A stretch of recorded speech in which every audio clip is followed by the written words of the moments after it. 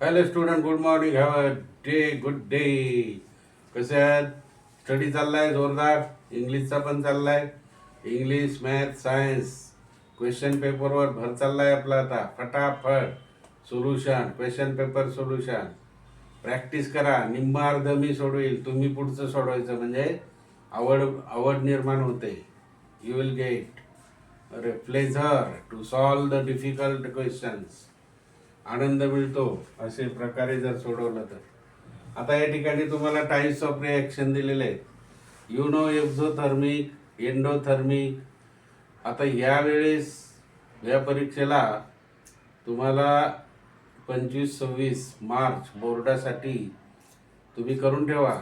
What is mean by exothermic reaction, what is mean by endothermic reaction. Give the example. मग एक्झोथर्मिकचं कोणतं होईल? Heat is इव्हॉल्व्ड का heat is absorbing, नाही का? CaO plus H2O, CaOH ही exothermic आहे का endothermic आहे? इथे आता मी दिलेलं आहे, माझ्या लिंकवर भरपूर आहे, मागे जा. तुम्हाला एक्झोथर्मिक रिॲक्शन मिळतील, एंडोथर्मिक मिळतील. आज आपण परत घेतलंय types of reactions. You know very well. Combination, displacement, double displacement, आहे की नाही? म्हणजे ह्या प्रश्नपत्रिकेत बऱ्याच वेळा आलेले आहेत. आणि बॅलन्स असे हे प्रश्न कसे दिलेले आहेत मित्र, लक्षात ठेवा. रिॲक्शन तर दिल्याच, पण बॅलन्स करा. बॅलन्स दिल्या तर what is the type of reaction, म्हणजे ती कोणती आहे. किंवा हीट इज इव्हॉल्व्ड डॅश डॅश दिलंय, एक्झोथर्मिक आहे का एंडोथर्मिक आहे. किंवा मॅच द फॉलोइंग, एक्झोथर्मिक आहे का एंडोथर्मिक आहे.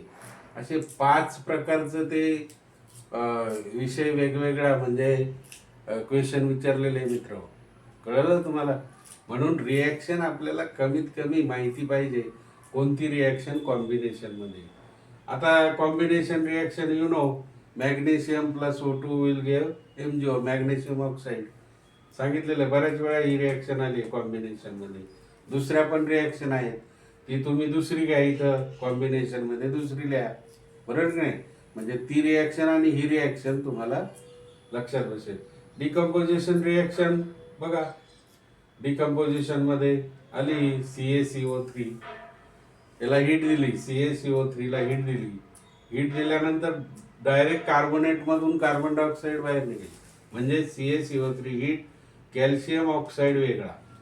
काय होईल? Calcium oxide plus CO2. बघा CO2. डिस्प्लेसमेंट रिॲक्शन बघा. एक्झाम्पल, कॉपर सल्फेट कोणत्या रंगाचे? कॉपर सल्फेट निळा आहे का हिरवा आहे ते बघा. याचा कलर पण येतो. FeSO4 हिरवा आहे का निळा आहे. मग याच्यात फरक येतो. फरक नाही. याला उष्णता दिली तर पांढरी पूड निर्माण होते. फेरस सल्फेटला जरी हीट दिली तर व्हाईट ॲश निर्माण होते, म्हणजेच पांढरी पूड तयार होते. CuSO4 plus Mg give rice. आता हा कॉपर सल्फेट आणि मॅग्नेशियम यांची रासायनिक अभिक्रिया जर झाली, copper sulphate is reacted with the magnesium, we get magnesium sulphate. Cu जातो इथून. हे बघा, Cu separate, copper separate, MgSO4 काय तयार होतं? MgSO4 plus Cu. ही झाली डिस्प्लेसमेंट. आता डबल डिस्प्लेसमेंटला बघा.